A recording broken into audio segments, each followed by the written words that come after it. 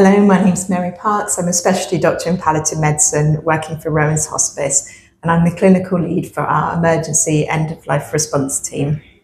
And hello, I'm Sarah Russell. I'm the consultant nurse and trust lead for palliative and end-of-life care here at Queen Alexandra Hospital in Portsmouth.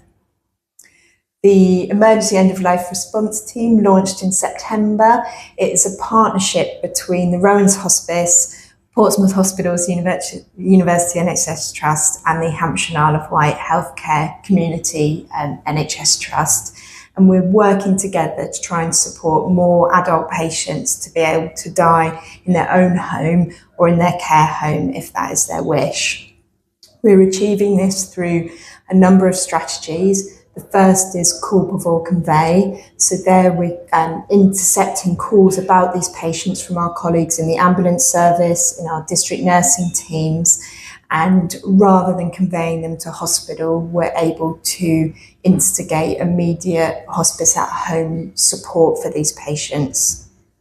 Within the hospital, we're using a rapid assessment, so we'll get a referral from the emergency department or across the hospital, and our ELAT assessor based in the hospital palliative care team will be able to see that patient quickly, focusing on what matters most to them to facilitate a swift and safe discharge back to their home or care home.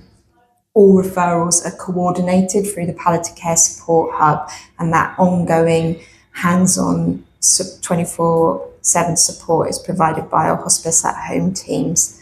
That might be Rowan's Hospice, or for those patients in the Petersfield area, the Rosemary Foundation, and for those patients in Portsmouth City, the Community Nursing Support Service. I think what we think is really unique about the ELA collaborative service is that it enables safe and brave decision making. So what we're doing is we're working and talking with people about what would be safe enough to get you home. What do we need to do? Who needs to be involved?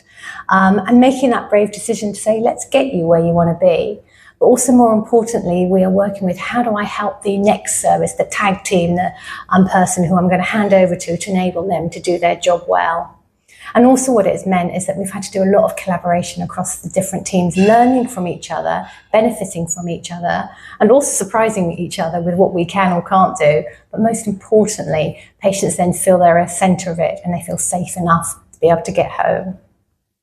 When I think about the ELAT service, what I really think is the difference that makes the difference. It means that us in the hospital, we can identify patients quickly and go, come on, let's get you home. We can do this.